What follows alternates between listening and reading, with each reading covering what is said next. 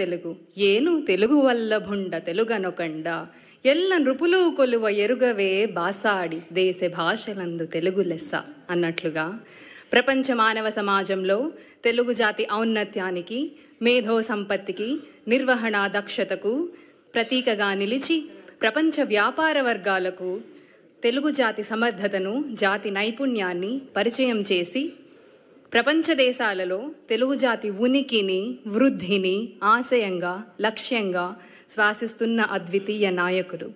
తన ప్రజాజీవిత ప్రారంభం నుండి 4 తరాలను ఇప్పటికే ప్రభావితం చేసి స్ఫూర్తిని నింపి నేటి తరాన్ని వెన్నుతట్టి ముందుకు నడిపిస్తున్న ధీశాలి అపురూప దార్శనికులు ఆంధ్రప్రదేశ్ గౌరవ ముఖ్యమంత్రి వర్యులు శ్రీ నారా చంద్రబాబు నాయుడు గారిని తెలుగు వ్యాపారవేత్తలు, నవయువ తెలుగు ఔత్సాహిక వ్యాపారవేత్తల హర్షధ్వానాల మధ్య ముఖ్య ప్రసంగానికి ఆహ్వానిస్తున్నాము.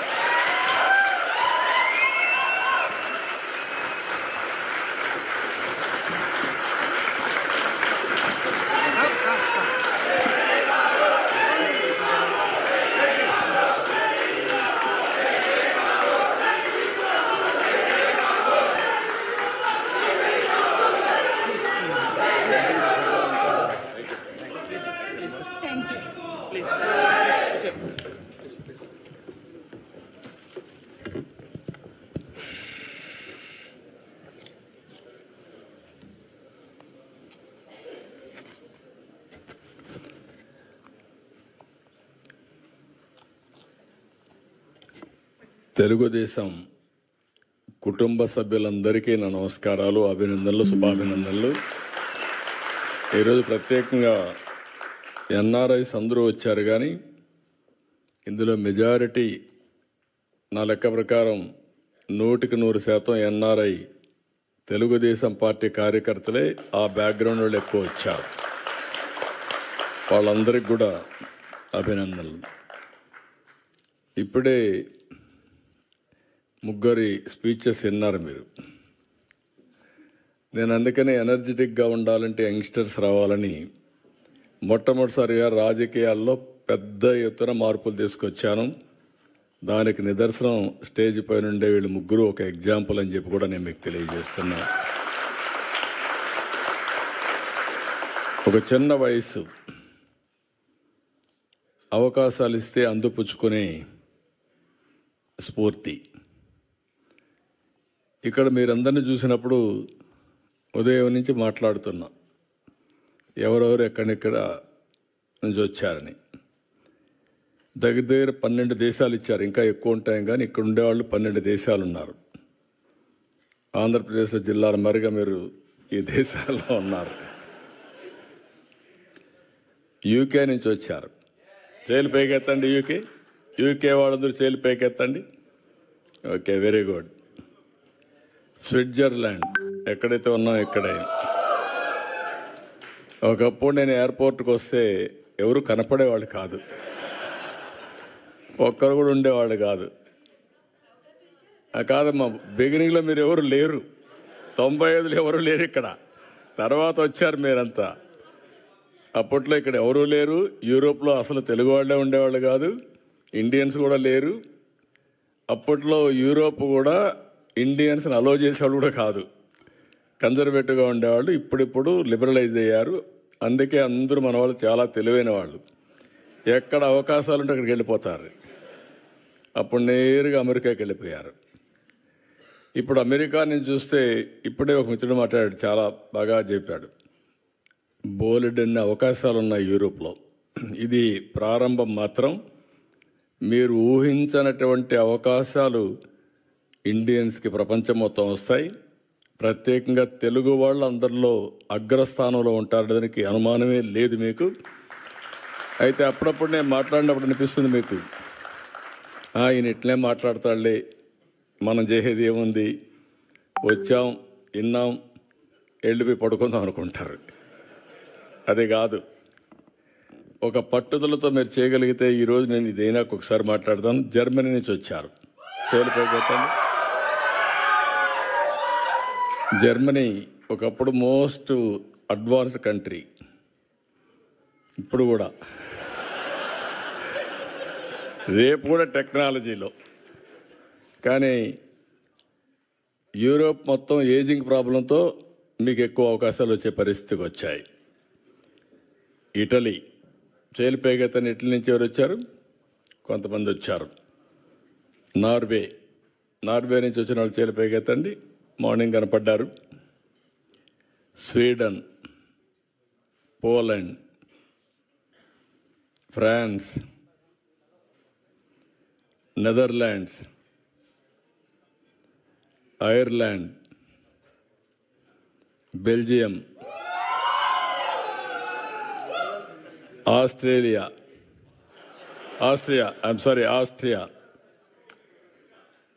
ఉన్నావు. లేకపోతే చాలా కొరతగా ఉంటుంది. నేను అదే అన్నాను. ఇప్పుడు ప్రపంచంలో ఎన్ని దేశాలు ఉన్నాయో అన్ని దేశాల్లో తెలుగు ఫుట్ ప్రింట్ ఉండాలి. అన్ని దేశాల్లో తెలుగు వాళ్ళు ఉంటారు, ఇండియన్స్ ఉంటారు. అది సాధ్యం. ముందు ఆ విశ్వాసం మీకు వస్తే ఇది ఎట్టి పరిస్థితుల్లో కూడా జయప్రదం అవుతుంది. ఇప్పుడే మన వాళ్ళందరూ మాట్లాడినట్టు నా జీవితంలో ఇన్ని దేశాల్లో మీరు ఉన్నారని కూడా ఊహించలేదు. నేను మీరు వెళ్తారని కూడా ఊహించలేదు. చెప్పాను చాలాసార్లు, ఎప్పుడు మాట్లాడినా చెప్తూనే ఉంటాను. కానీ దాన్ని అందిపుచ్చుకొని మీరు ఇన్ని దేశాలకు పోతే ఫస్ట్ టైం నేను జైల్లో ఉన్నప్పుడు ఎక్కడెక్కడి నుంచో మీరు డెమాన్స్ట్రేషన్లు చేస్తూ ఉంటే ఇన్ని దేశాల్లో తెలుగు వాళ్ళు ఉన్నారా అని నాకే ఆశ్చర్యం కలిగే పరిస్థితి వచ్చింది. అది 1-2 రోజులు చేయాలా మీరు? నేను జైల్లో ఉన్న 53 రోజులు నిరంతరం మీరు ఉద్యమాలు చేశారు. దీనికి నా జీవితాంతం నేను అనుకున్నాను. కొంతమంది చనిపోయినా గుర్తుంటారు, కానీ నేను బ్రతుకున్నగానే గుర్తుపెట్టుకున్నారంటే నా జీవితంలో మర్చిపోలేను. అక్కడి నుంచి ఎన్నికలు వచ్చాయి. ఎన్నికల్లో కూడా చాలా సమర్థవంతంగా మేము ఆలోచించాం. రాష్ట్ర భవిష్యత్తు ఒక పక్క, రాజకీయాల్లో ఉండదగ్గ వ్యక్తి కాని వ్యక్తి ఆ రాష్ట్రంలో ముఖ్యమంత్రిగా ఉంటే ఏం జరిగిందో మనం చూసాం. అందుకని అందరం కలవాలనుకున్నాం. తెలుగుదేశం, జనసేన, బీజేపీ 3 పార్టీలు కలిసి పోటీ చేశాం. పోటీ చేస్తే నాకే ఆశ్చర్యం వేస్తుంది. ప్రపంచంలో ఎక్కడెక్కడి నుంచో వచ్చారు మీరు, నెలల తరబడి అక్కడే ఉన్నారు. ఒక్కొక్కరు మీకు ఎంత శక్తి ఉంటే అంత డబ్బులు ఖర్చు పెట్టి ఎన్నికల్లో గెలిపించారంటే ఇది మా జీవితంలో ఎప్పుడూ మర్చిపోలేని సంఘటన. ఇది అప్పుడప్పుడు చరిత్రలో అనుకుంటాం, కానీ ఇంత స్ఫూర్తిదాయకమైనటువంటి జాతి ఉండడం, నేను ఆ జాతిలో పుట్టడం నా అదృష్టంగా భావిస్తున్నా. అందుకే మళ్ళీ చెప్తున్నా, మళ్ళీ జన్మ అనేది ఉంటే మళ్ళా తెలుగు జాతిలోనే పుట్టాలని చెప్పి భగవంతుని కోరుకుంటున్నా. ఇంకొక విషయం మీరు చూస్తే, చాలా దేశాలు చరిత్రలో చాలామంది నాయకులు పౌరుల్ని తయారు చేయడంలో వాళ్ళు ఒక బాధ్యత తీసుకొని చేశారు. ఒక సింగపూర్ని ఒక ఫిషర్మెన్ విలేజ్ని ఈరోజు మోస్ట్ లివబులే కాకుండా మోస్ట్ అడ్వాన్స్డ్ దేశంగా తయారు చేశారు. ఒక పబ్లిక్ పాలసీలో ఆనాటి పాలకులు లీ కువాన్ యూ. ఇలాంటి అన్ని దేశాల్లో కూడా మనం చూస్తే ఇదే చరిత్ర మనకు గుర్తొస్తుంది. చరిత్ర అంతా నేను అందుకే 95లో ముఖ్యమంత్రి అయినప్పుడు ఆలోచించాను. మన రాష్ట్రం అంతా ఆంధ్రప్రదేశ్ అంటే వ్యవసాయం, అక్కడికక్కడే వ్యవసాయం చేసుకుంటూ అదే పనుల్లో ఉండేవాళ్ళం. మీరు గుర్తుపెట్టుకోవాల్సింది, మీలో కూడా ఎందుకు నేను మాట్లాడుతున్నానంటే ఎప్పటికప్పుడు మీలో కూడా ఒక ఆలోచన విధానం రావాలి, చైతన్యవంతులు కావాలని చెప్తున్నాను. 91లో ఆర్థిక సంస్కరణలు వచ్చాయి. నేను 95లో ముఖ్యమంత్రి అయ్యాను. 93 ఆ ప్రాంతంలో ఇంటర్నెట్ రెవల్యూషన్ వచ్చింది. ఎవ్వరూ చేయని సాహసాలు నేను చేశాను. ఆ విషయం మీరు గుర్తుపెట్టుకోవాలి. మొట్టమొదటిగా సెకండ్ జనరేషన్ రిఫార్మ్స్ నేను ప్రారంభించాను. అక్కడి నుంచి ఐటీకి ప్రాధాన్యత ఇచ్చాను. ఐటీ అంటే ఎవరికి అర్థం కానప్పుడు ఐటీని గురించి మాట్లాడమే కాకుండా ఊరూరులో పోయి చెప్పా, మీ పిల్లలకు డబ్బులు ఇవ్వడం కాదు కావాల్సింది, మీ పిల్లలు ప్రయోజకులు కావాలంటే బాగా చదివించండి, మీరిచ్చే 100 ఎకరాలు 50 ఎకరాలు ₹1,00,00,000 లెక్క కాదు, కొన్ని వేల కోట్లు సంపాదించే తెలివితేటలు వస్తాయి వీళ్ళకని చెప్పి ఆ రోజే చెప్పాను. చాలామంది మీరు చూస్తే చరిత్రలో విలేజ్ నుంచి మండలానికో టౌన్కి వెళ్ళిపోయి పిల్లల్ని చదివించడానికి కాపురాలు పెట్టారు. అంటే నా మాట మీద నమ్మారు. నమ్మిన వాళ్ళందరూ బెనిఫిట్ అయ్యారు, నమ్మని వాళ్ళు మళ్ళీ కొంచెం నష్టపోయారు. అది వేరే విషయం. చరిత్రలో అందరూ నమ్మలేరు. అదే మరి హైదరాబాద్ని డెవలప్ చేస్తామంటే నేను చెప్పా ఏం జరగబోతుందో హైదరాబాద్లో అని. తెలివైన వాళ్ళు ముందుండేవాళ్ళు పెట్టుబడులు అది కూడా చెప్పాను. మీరు కూడా భూమి అమ్మద్దండి అని కూడా చెప్పేవాడిని. ఇప్పుడు అమ్మేస్తే మళ్ళీ విలువ పెరుగుతుంది, అప్పుడు బాధపడతారు, ఏదో అవసరం కొద్దికే ఇచ్చేయమని చెప్పాను. ఈరోజు హైదరాబాద్ వల్ల తెలంగాణ రాష్ట్రానికి దేశంలో నెంబర్ 1 పర్ క్యాపిటల్ ఇన్కమ్ వచ్చిందంటే ఆ రోజు నేను వేసిన ఫౌండేషనే దానికి కారణం. నేను ఎవ్రీడే మీకు చెప్పేవాడిని. ఫస్ట్ డేస్లో బిగినింగ్లో మీరంతా కూడా ఉద్యోగాలు చేస్తూ ఉంటే అప్పుడంతా కూడా పెద్ద ఉద్యోగాలు లేవు, మీరు గుర్తుపెట్టుకోవాలి. అప్పుడంతా కూడా జాబ్ వర్క్. అమెరికాలో డాక్టర్లు డే టైం పనిచేస్తారు, ఆ స్క్రిప్ట్లంతా ఇండియాకి పంపిస్తారు, అవన్నీ టైప్ చేసి మళ్ళీ అప్డేట్ చేస్తే మార్నింగ్ డాక్టర్ వస్తానే అది చూసుకొని నెక్స్ట్ ముందుకు పోతాడు. అది బిగినింగ్లో మనం చేసింది.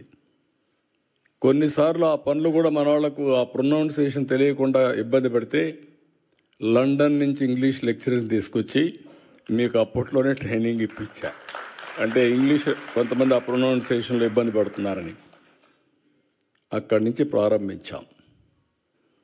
నేను ఎవ్రీడే చెప్పేవాడిని, మీరు ఉద్యోగం చేయడం కాదు, మీరు ఉద్యోగాలు ఇచ్చే స్థాయికి ఎదగాలి, జాబ్ సీకర్ కాదు జాబ్ ప్రొవైడర్గా తయారు కావాలని ఎప్పుడు చెప్పేవాడిని. అంటే ఆంటర్ప్రెన్యూర్స్ కావాలని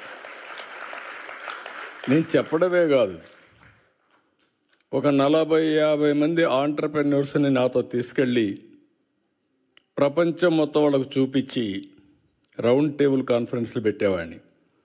ఆ దేశంలో ఉండే ఆంటర్ప్రెన్యూర్స్ని పిలిపించి వాళ్ళకు నెట్వర్క్ చేసి ఎంఓయూలు కానీ లేకపోతే అనేక విధాలుగా అనుసంధానం చేస్తే ఈరోజు నేను గర్వంగా చెప్పగలుగుతున్నా, సెకండ్ జనరేషన్ ఆంటర్ప్రెన్యూర్స్ దానికి చిరునామా తెలుగు రాష్ట్రాలంటే ఆ రోజు చేసిన ఫౌండేషనే. ఇప్పుడే మా ఆడబిడ్డ చెప్తా ఉంది, ఆ రోజు చదువుకోవాలంటే ఆడపిల్లలు చదివించేవాళ్ళు కాదు తల్లిదండ్రులు. నేను ఎవ్రీడే సవాలుగా తీసుకొని చెప్పేవాడిని, మగపిల్లవాడైనా ఆడపిల్లైనా బాగా చదివించండి, మీకు ఇది ఒక పెద్ద ఆస్తి, వివక్షత చూపించద్దని ఎవ్రీడే చెప్పేవాడిని. చెప్పడం కాదు, నేను ఒక పాలసీ తీసుకొచ్చాను. కాలేజ్ సీట్లలో ఉద్యోగాల్లో 33% ఆడబిడ్డలకు రిజర్వేషన్లు పెట్టాను. మొత్తం అప్పుడు పెడితే చాలామంది నన్ను అడిగారు, 33% పెట్టారు, ఇప్పుడు వాళ్ళు 60% వస్తారు, మెరిట్లో కూడా కొన్ని వస్తాయి, మీకు 40 వస్తాయి మగవాళ్ళు అంటే బ్యాక్లాగ్ ఉందిలే, అదన్నీ ఫిలప్ కావాలి, ఆ తర్వాత చూద్దాం మీ కథ అని చెప్పి చేశాను. అదే మాదిరిగా రాత్రుల్లో కూడా ఆడబిడ్డలు పని చేయగలుగుతారని నిరూపించి ఐటీ దీనికి 24/7 కింద పెట్టి ప్రత్యేకంగా సెక్యూరిటీ కూడా పెట్టి మీకు పని చేయించాం. ఇప్పుడు ఏ ఐటీ కంపెనీకి పోయినా నేను అప్పుడప్పుడు కంపేర్ చేస్తూ ఉంటాను, మీలో కూడా ఉంటారు.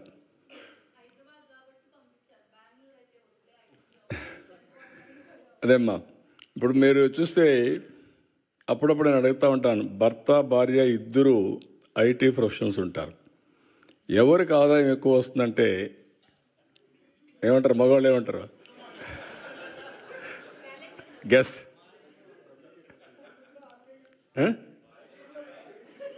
అని కూడా కాదు, మన ఆడవాళ్ళని మనం సరిగా అంచనా వేయలేదు. కానీ there is a theory, right brain left brain. Go and ask your ChatGPT. Ladies are more intelligent than men. It is established fact. మనం నమ్మినా నమ్మకపోయినా అది వాస్తవం. అందుకే ఇవన్నీ నేను ప్రమోట్ చేసినప్పుడు నాకు అనిపించింది చాలా. ఇప్పుడు ఎక్కడికి పోయినా కూడా ఇంకొక ఇది కూడా ఉంది, మీకు గుర్తుపెట్టుకోవాలి. మీరు కూడా ఫాలో కాలేదనుకుంటున్నాను నేను, అయితే ప్రమాదం. డబ్బులు వచ్చాయి, ఇద్దరు కూడా ఉద్యోగాలు చేస్తున్నారు. Double income, no kids, let us enjoy. అందుకే ఇప్పుడు యూరోపే కాదు, అన్ని దేశాల్లో కూడా పాపులేషన్ ప్రాబ్లం వచ్చింది, ఏజింగ్ ప్రాబ్లం వచ్చింది. Can you believe? జపాన్ లాంటి దేశం ఇండియా నుంచి మ్యాన్ పవర్ పంపించమని ఫస్ట్ టైం అడుగుతున్నారు. జర్మనీ లాంటి దేశంలో ఇండియన్స్ని యాక్సెప్ట్ చేసి కొంతమంది మనుషులు కావాలని అడిగే పరిస్థితికి వచ్చారు. అంటే ఏదైతే సరైన సమయంలో నిర్ణయం చేయలేకపోయారో దానివల్ల ఆ దేశాలు ఈరోజు మీరు చూస్తే సంపద సృష్టించారు, టెక్నాలజీ ఉంది, అగ్రదేశాలు. మనుషులు లేకపోతే ఎవరికోసం దీనికి ఎవరు ఎంజాయ్ చేస్తారు? That is the stage today. India is very fortunate. 2047కి ఇండియా, నాకు ఏం అనుమానం లేదు, ప్రపంచంలోనే నెంబర్ 1 కానీ నెంబర్ 2 కానీ తయారవుతున్నాం. ఒకప్పుడు నేను ఎక్కడికి పోయినా జూయిష్ అని చెప్పేవాళ్ళని. జూయిష్ ఉన్నారు, ఈ ఊర్లో ఒకరు ఉంటారు, లేకపోతే ఇద్దరు ఉంటారు, ఊరంతా వాళ్ళే కంట్రోల్ చేస్తూ ఉంటారు. దానికి కారణం రాజకీయ విరాళాలు ఇస్తారు, లేకుంటే చారిటీ చేస్తారు, అందువల్ల వాళ్ళకి మంచి పేరుంది. మీరు ఎప్పుడైనా ఒక రోజున వాళ్ళని క్రాస్ చేయాలని చెప్పేవాడిని. ఇప్పుడు ఐఎమ్ ప్రౌడ్ టు సే ప్రపంచం మొత్తం పర్ క్యాపిటల్ ఇన్కంలో జూయిష్ కంటే ఎక్కువ ఇండియన్స్కి వస్తూ ఉంది. అందులో తెలుగు వాళ్ళు అగ్రస్థానంలో ఉన్నారు. ఇంకా వెల్త్ క్రియేషన్లో ఇంకా ముందుకు పోవాలి, అది కూడా అవుతాం, నాకేం డౌట్ లేదు దాంట్లో. ఎందుకంటే జూయిష్ పాపులేషన్ అంతా 1,20,00,000, ఇండియా పాపులేషన్ 145 కోట్లు ఇప్పటికి, తెలుగు వాళ్ళ పాపులేషన్ 10 కోట్లు. తెలుగు వాళ్ళు ఒక 3-4 కోట్లు ప్రపంచం అంతా వెళ్ళిపోతే ఒక 2 కోట్లు ఇంకా మీరు ప్రపంచాన్ని అంతా మీరే దున్నేస్తారు, నాకేం అనుమానం లేదు. ఇప్పుడే అంటున్నాడు రామ్మోహన్ రావు, మీరు తిరిగి వచ్చేయండి అని. అదే మరి లోకేష్ గారు అన్నారు, మీరు వచ్చేసి డెవలప్ చేయాలని. నేను రమ్మనడం లేదు మిమ్మల్ని, మిమ్మల్ని ఇక్కడే ఉండమంటున్నా, ఇంకా ఎక్స్పాండ్ కావాలని కోరుకుంటున్నా. నా విజన్కు వాళ్ళ విజన్కు అదే వ్యత్యాసం. నేను అనేది ఏంటంటే గ్లోబల్ లీడర్స్ కావాలనుకున్నా. ముందు global citizens, global leaders. Distance is not the criteria. మీరు స్విట్జర్లాండ్లో కూర్చోండి, డెన్మార్క్లో కూర్చోండి, జర్మనీలో కూర్చోండి, ఆంధ్రప్రదేశ్ అభివృద్ధి చేయాలంటే ఫోన్ తీసుకుంటే పని అయిపోతుంది. అది ఈరోజు మన పరిస్థితి.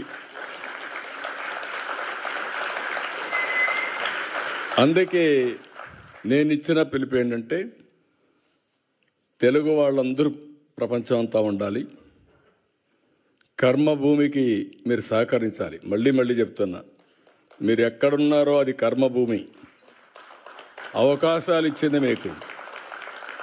ఇచ్చినప్పుడు ఇక్కడ కర్మభూమికి మీరు పట్టించుకోకపోతే మీ మీద అసూయ వస్తుంది, అది కరెక్ట్ కాదు. అదే సమయంలో మీకు అవకాశాలు ఇవ్వడానికి మీకు అవకాశం కల్పించింది జన్మభూమి, మీ స్వగ్రామం. రెండు కూడా బ్యాలెన్స్ చేయాలని మరొక్కసారి మిమ్మల్ని అందరినీ కోరుకుంటున్నా. చేస్తారని చెప్పి కూడా నేను ఆశిస్తున్నా. ఇది ఒక పద్ధతి ప్రకారం మనం పెట్టుకోగలిగితే ఏదైనా సాధ్యం. ఇక్కడ ఈరోజు నేను మాట్లాడినప్పుడు చూశాను, ఇక్కడ ఉండే వాళ్ళల్లో ఎంతమంది ఆంట్రప్రెన్యూర్స్గా ఉన్నారో చేతులు పైకెత్తండి. ఆంట్రప్రెన్యూర్స్, ఓకే. ఎంతమంది ప్రొఫెషనల్గా ఉద్యోగాలు చేస్తున్నారు చేతులు పైకెత్తండి. ఓకే. ఎంతమంది ఇంట్లో ఇద్దరుంటే భార్యాభర్త ఉద్యోగాలు చేస్తున్నారు వాళ్ళు పైకెత్తండి.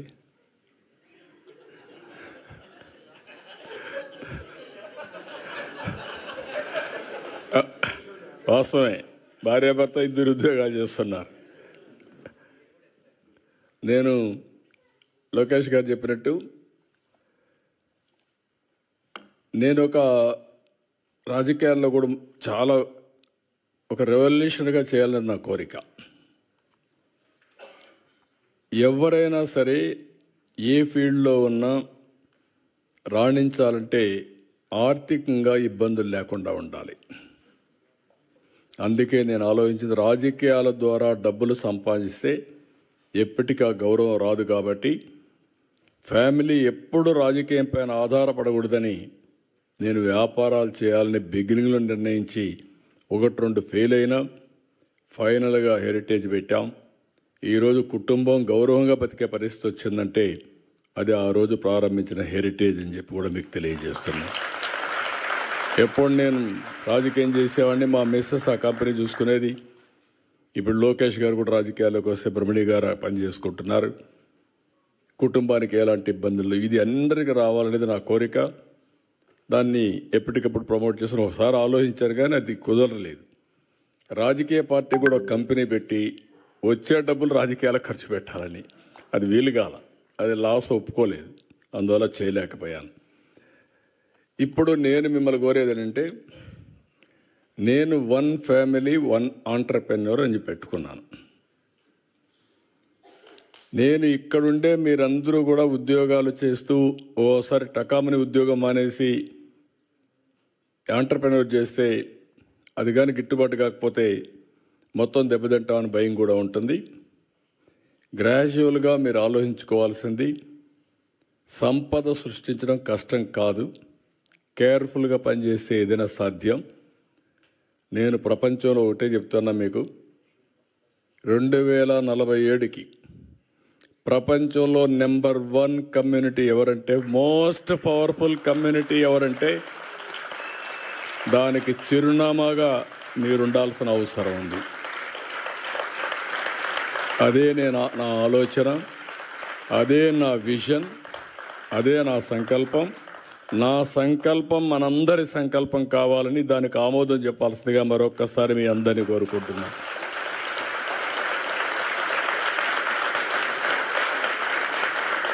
ఒక వ్యవసాయం చేసే కుటుంబం నుంచి వచ్చాం. ఏమీ లేకుండా కూలి చేసుకునే కుటుంబాల నుంచి వచ్చాం. ఈరోజు ప్రపంచం ఎక్కడ పోయినా అక్కడ రాణించే పరిస్థితికి వచ్చాం. ఈ స్థాయి నుంచి ఇంకొక స్థాయికి పోవడం పెద్ద కష్టం కాదు, ఇది మీరు దృష్టిలో పెట్టుకోండి. అదే సమయంలో నేను దీని నెట్వర్కింగ్ కూడా, ఐఎమ్ వెరీ హ్యాపీ. ఇప్పుడు కొన్ని ఎగ్జాంపుల్స్ కూడా మన వాళ్ళు చెప్పారు. నేను ఆ రోజు చూశాను, మీ బలం చూశాను. ఉక్రెయిన్ వార్ డిక్లేర్ చేశారు. డిక్లేర్ చేస్తే ఏం చేయాలని ఆలోచించాం. గవర్నమెంట్ పట్టించుకోవడం లేదు, కేంద్రం చేయాల్సిన పనులు చేస్తున్నారు. తెలుగు వాళ్ళు చాలా ఎంటర్ప్రైజింగ్ కమ్యూనిటీ, ఎక్కడ అవకాశాలు ఉన్నాయంటే అక్కడికి వచ్చేస్తారు. యుక్రెయిన్లో MBBS సీట్లు చాలా కాస్ట్ ఎఫెక్టివ్, మెజారిటీ ఇక్కడికి వచ్చేసారు. ఒకరిని చూసి వచ్చేసారు. ఆ రోజు చూస్తే చాలా భయంకరమైన సిచ్యువేషన్. అప్పుడు నేను పిలిపించారు, రవి ఇక్కడ, NRT రవి ఇక్కడే ఉన్నాడు. ఆయన్ని పిలిపించి అందరితో మాట్లాడి మా దగ్గరుండే నెంబర్లన్నీ తీసుకొని ఒక మెసేజ్ ఇచ్చాం.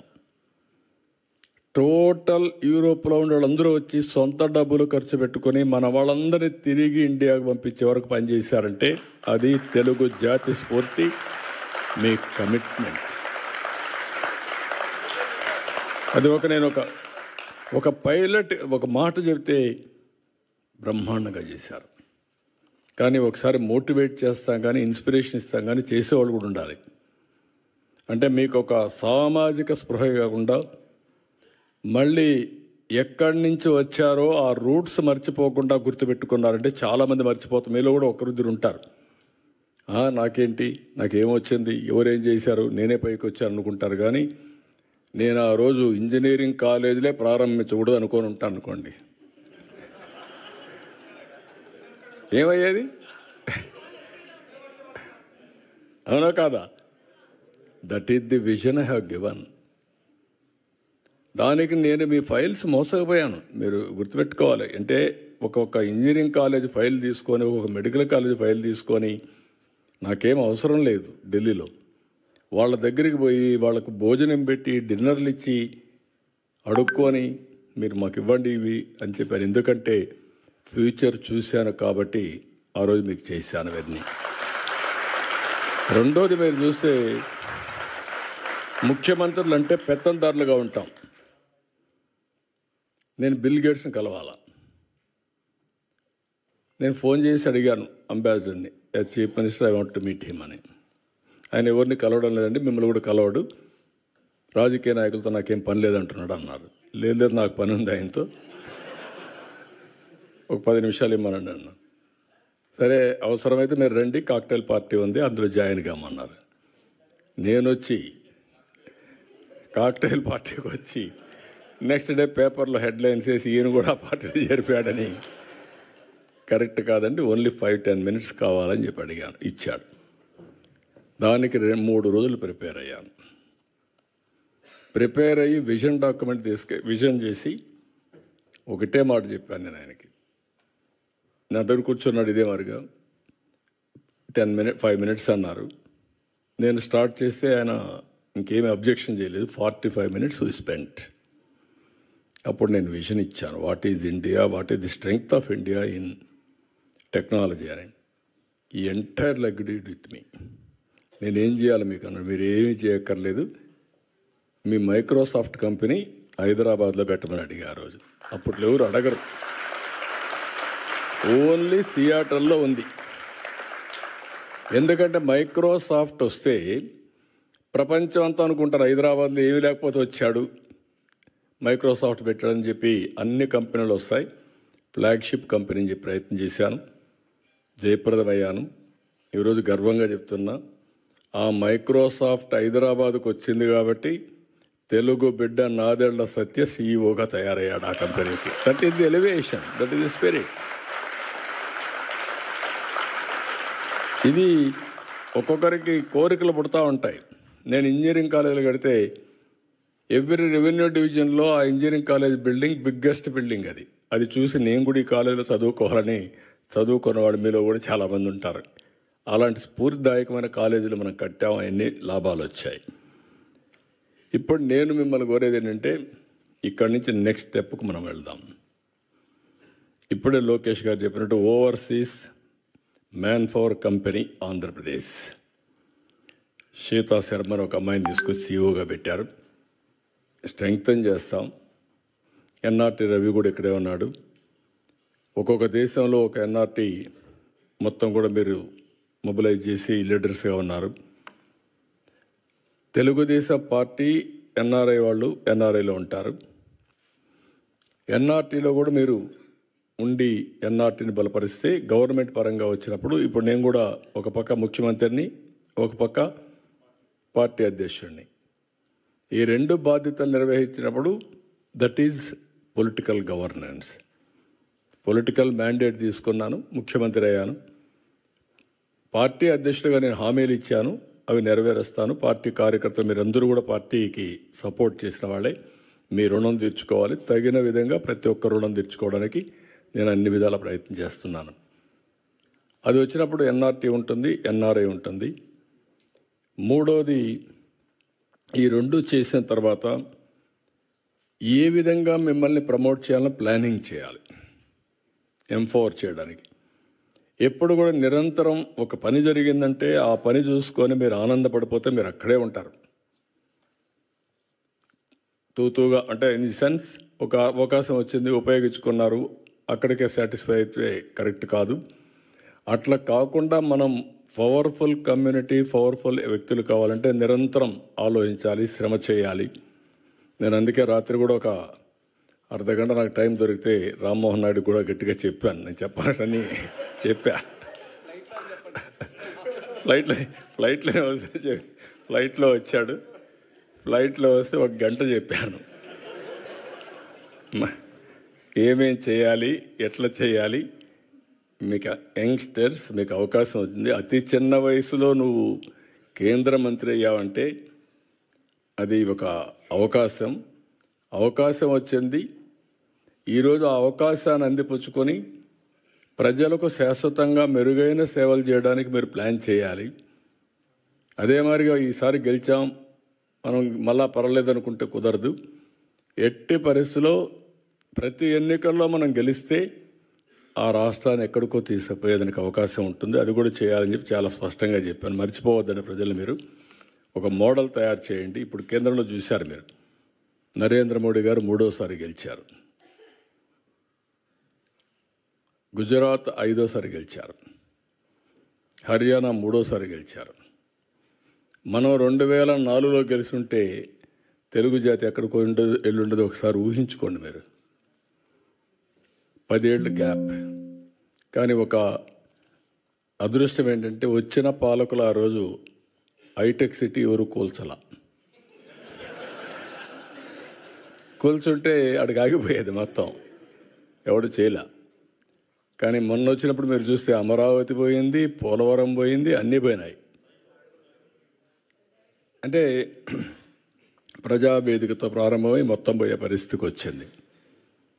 సో ఇక్కడ నేను అనేది ఏంటంటే ఇవన్నీ వచ్చినప్పుడు మనం అందరం కలిసి ఏ విధంగా దీన్ని ముందుకు తీసుకుపోవాలనో సమిష్టిగా మనం ఆలోచించుకొని ముందుకు పోవాల్సిన అవసరం ఉంది. ఇక్కడ మన వాళ్ళు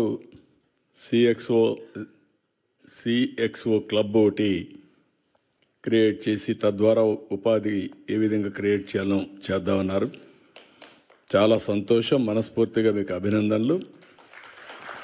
మీకు బలం పెరగాలంటే, మీ శక్తి పెరగాలంటే మీరు ఒక్కరుంటే చాలదు, ఇంకా సఫిషియంట్ నెంబర్ ఉండాలి. కనీసం అప్పుడు తెలుగు కల్చర్ని కాపాడుకుంటారు, మన పిల్లలు కూడా తెలుగులో మాట్లాడుకుంటారు. లేకుంటే మీ తర్వాత మీ పిల్లలు కూడా మర్చిపోయే పరిస్థితికి వస్తారు. దానికి మీరు దోహదం చేయాల్సిన అవసరం ఉంది. నేను దీన్ని చాలా సిస్టమేటిక్గా ఆలోచిస్తాను. 2 విషయాలు ఆలోచించుకొని మీరు వర్కౌట్ చేయండి. నవేడేస్ మీరు వచ్చి ఫిజికల్గా పనిచేస్తున్నారు, ఫ్లెక్సిబుల్ వర్కింగ్ వచ్చేసింది. నాకు ఎప్పుడు పని కావాలంటే అప్పుడు పని చేయించుకుంటా, నాకు ఎప్పుడు టైం ఉంటే అప్పుడు పని చేస్తా.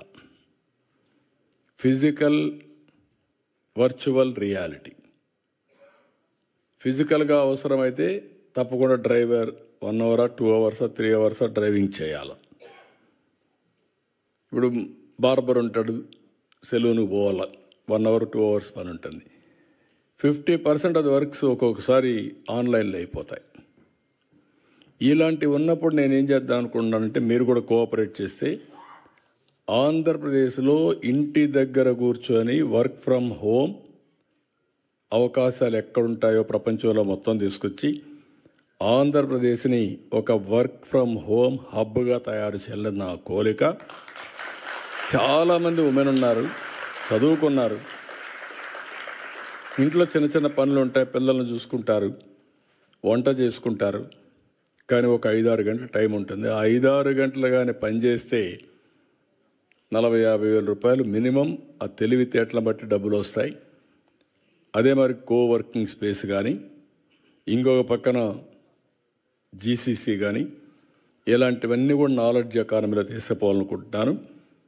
ఇన్వెస్ట్మెంట్ ఒక పక్కన, ఇంకొక పక్కన మీరు అందరూ కానీ ఎక్కడికక్కడ వర్కౌట్ చేస్తే ఇక్కడ కంపెనీస్కి అవసరమైతే మ్యాన్ పవర్ని ఫిజికల్గా కానీ వర్చువల్గా కానీ రిక్రూట్ చేసి మనం ముందుకు పోయే పరిస్థితి వస్తుంది.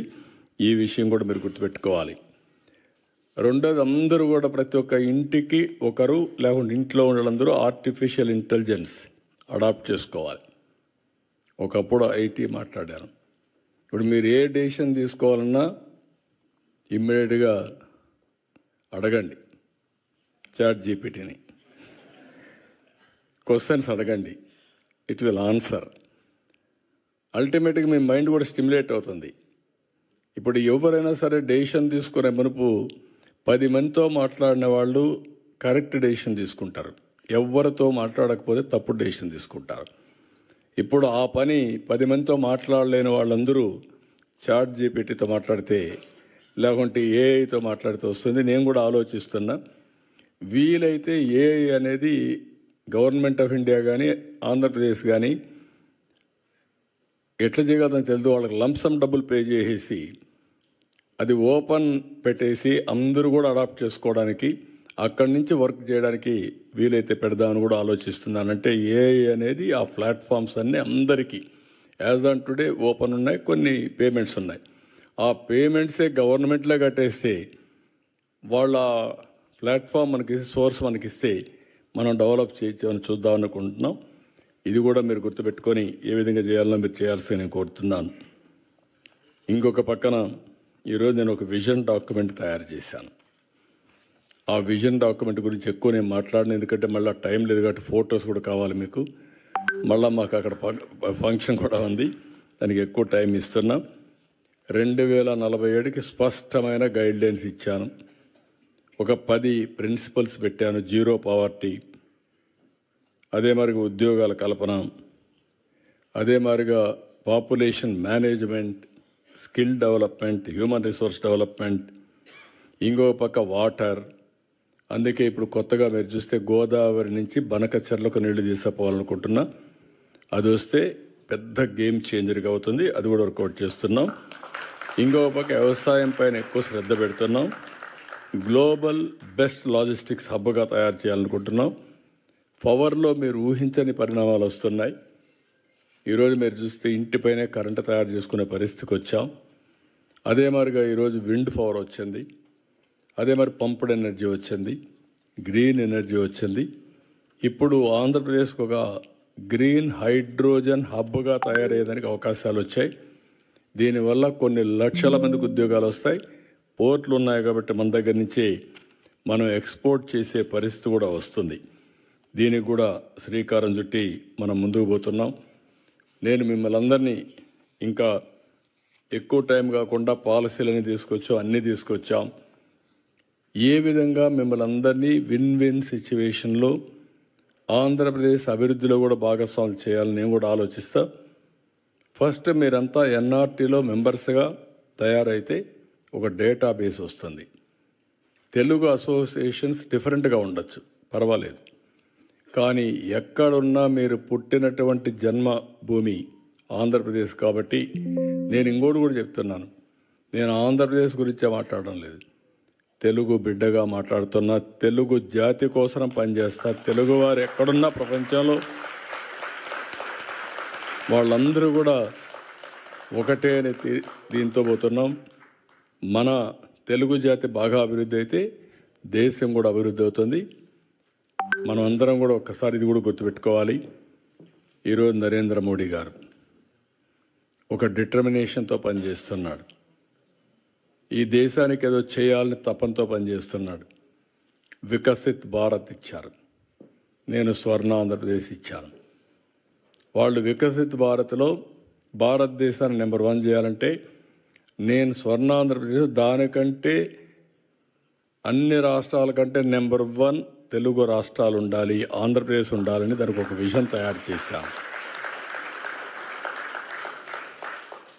ఇప్పుడు ఇవన్నీ కూడా అమలు చేయాలంటే మీరు ఎక్కడున్నా మీరు కూడా సహకరించాలి.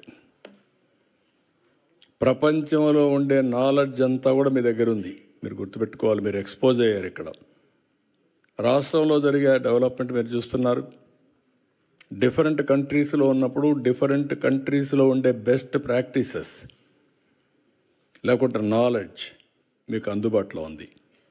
అది అధ్యయనం చేసుకొని ఎప్పటికప్పుడు మీరు కూడా నాకు ఆలోచనలు ఇస్తే ఆ ఆలోచనలు అందిపుచ్చుకొని రాష్ట్రాన్ని అభివృద్ధి చేసే బాధ్యత నేను తీసుకుంటా. ఇంకొక పక్క మీకోసం కూడా నేను ఆలోచిస్తున్నాను, ఏం చేయాలని కూడా మీరు కూడా ఐడియాస్ ఇవ్వండి. అవి కూడా మీరు ఒకసారి చూస్తే ఏదైతే వ్యాపారాలు చేయాలంటే ఎలాంటి అవకాశాలు ఉన్నాయి, మీరు మాట్లాడుకొని చేయడం ఒక ఎత్తు అయితే, ఒకవేళ అవసరమైతే ఒక కన్సల్టెంట్ పెట్టి అవకాశాలు తీసుకొని డిబేట్ డిస్కషన్ చేసి ఒకరికి ఒకరు అందుబాటులో ఉండే విధంగా సహకరించుకునే విధంగా మనం ముందుకు పోగలిగితే అది పెద్ద స్ట్రెంగ్త్ అవుతుంది. నేను ఉక్రెయిన్ ఒక ఎగ్జాంపుల్ చెప్పాను, ఇలాంటి చాలా చేశాం. మనకందరికీ పెద్ద స్ట్రెంగ్త్ మనం కలిసి ఉంటే నోబడీ క్యాన్ డూ ఎనీథింగ్. మొన్న కూడా నేను గెలవడానికి కానీ జైల్లో ఉన్నప్పుడు అందరూ భయపడడానికి కారణం మీలో ఐకమత్యం, మీరు చూపించిన స్ఫూర్తి. ఆ విషయం నేను ఎప్పుడూ మర్చిపోలేను. నేను నా ప్రయత్నాలన్నీ చేస్తాను. ఈరోజు ఇక్కడికి వచ్చినప్పుడు కూడా ఆలోచించాను, నేను నేరుగా దావోస్కి వెళ్ళిపోవచ్చు, రాత్రి ఫ్లైట్లో నిద్ర లేదు, పోయి పడుకోవచ్చు. కానీ ఇక్కడుండే మీతో మాట్లాడాలి. మీరు ఎంతమంది ఆంట్రప్రెన్యూర్స్గా ఉన్నారు, ఎంతమంది ఉద్యోగాలు చేస్తున్నారు, నేను ఒక 10 నిమిషాలు మీతో మాట్లాడితే ఒక 10 మంది అయినా మారతారా అనే ఉద్దేశంతోనే ఈ మీటింగ్కి వచ్చాను. ఎందుకంటే ఇది రెగ్యులర్గా మనం ఇంటరాక్ట్ అవుతా ఉంటే, నేను చెప్పే ఆలోచనలు మీకు ఇస్తూ ఉంటే మీరు కూడా అవన్నీ కూడా ఆలోచించుకొని చేయగలిగితే ఆటోమేటిక్ రిజల్ట్స్ వస్తాయి. ఇంకా దీన్ని మోర్ స్ట్రక్చర్డ్గా చేద్దాం, ఆర్గనైజ్డ్గా చేద్దాం. ఆర్గనైజ్డ్గా చేసి అవసరమైతే వర్చువల్ కాన్ఫరెన్స్ తీసుకుంటాం. ఇంకొక పక్కన అవసరమైతే ఒక ఇన్స్టిట్యూట్ పెట్టాలనుకుంటాను. గ్లోబల్ లీడర్స్ని ప్రమోట్ చేయడానికి ఇండియన్ లీడర్స్ని ఒక ఇన్స్టిట్యూట్ పెట్టి ఎవరైతే ఆంట్రప్రెన్యూర్స్ కావాలనుకుంటున్నారో వాళ్ళందరినీ ప్రమోట్ చేయాలని కూడా అనుకుంటున్నాను. అది కూడా సిఐతో మిగిలిన పెద్దవాళ్ళు కూడా మాట్లాడుతున్నా. దానికి కూడా శ్రీకారం చుడదాం. ఫైనల్గా నేను ఎక్కడున్నా నా మనసు మీ మీదనే ఉంటుంది, తెలుగు జాతి మీదనే ఉంటుంది, తెలుగు వాళ్ళ కోసమే ఉంటుంది. నా ఆలోచనలన్నీ కూడా చిన్న చిన్న ఆలోచనలు ఉండవు, మెగా డ్రీమ్స్ ఉంటాయి. ఆ డ్రీమ్స్ కూడా మీ జీవితాల్లో మీరంతా కూడా ఒక ఉన్నతమైన స్థానానికి వెళ్ళే విధంగా ఆలోచిస్తూ ఉంటాను. ఇవన్నీ మీరు ఉపయోగించుకోవాల్సిందిగా మరొక్కసారి కోరుకుంటూ, మీరు చూపించే ప్రేమకి రియల్గా నా జీవితంలో ఎప్పుడూ మర్చిపోలేను. ఒక మామూలు వ్యక్తికి ఇంత అసాధారణమైన గౌరవం మీరు ఇస్తున్నారంటే నా జీవితాంతం మీకు రుణపడి ఉంటా. మీకోసం పనిచేస్తా, పనిచేయడమే కాదు మీ రుణం తీర్చుకుంటానని చెప్పి మరొకసారి అందరికీ తెలియజేసుకుంటూ, వండర్ఫుల్ ఎక్స్పీరియన్స్. చాలా మీరు చూపించే ఆదరణకు నాకైతే నేను ఎంత చేసినా తక్కువే అవుతుంది. కానీ మిమ్మల్ని నేను ఎప్పటికీ మరిచిపోను. ప్రత్యేకంగా నేను చూస్తున్నా ఎన్ఆర్ఐస్లో ఉండే అభిమానం చూస్తే అక్కడ ఉండే వాళ్ళకంటే ఎన్ఆర్ఐస్లో ఇంకా ఎక్కువ అభిమానం ఉంది. ఆడ 24 గంటలు పనిచేసినా, మీరు ఎప్పుడో ఒకసారి చేసినా, ఒకసారి చేసిన పనికి వచ్చిన బెనిఫిట్ వల్ల మీరంతా ఆ అభిప్రాయం వచ్చింది. దానికి మనస్ఫూర్తిగా అభినందిస్తూ మరొకసారి అందరికీ పేరు పేరున మనస్ఫూర్తిగా నమస్కారాలు, ధన్యవాదాలు. Thank you అనండాలు.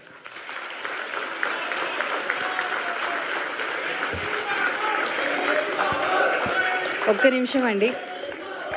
దీని ముందు మాట్లాడుకున్నాం మనం తెలుగు జాతి ఉనికికి వృద్ధి కోసం ఆయన పనిచేస్తున్నారని. So thank you so much for the speech sir. Finally will have vote of thanks by Mr. Yuvraj, Dr. Yuvraj N, Industries Secretary from Government of AP. Post that we'll have the photo session. I request everyone to be please seated. It's a humble request, sir. Please take your seats.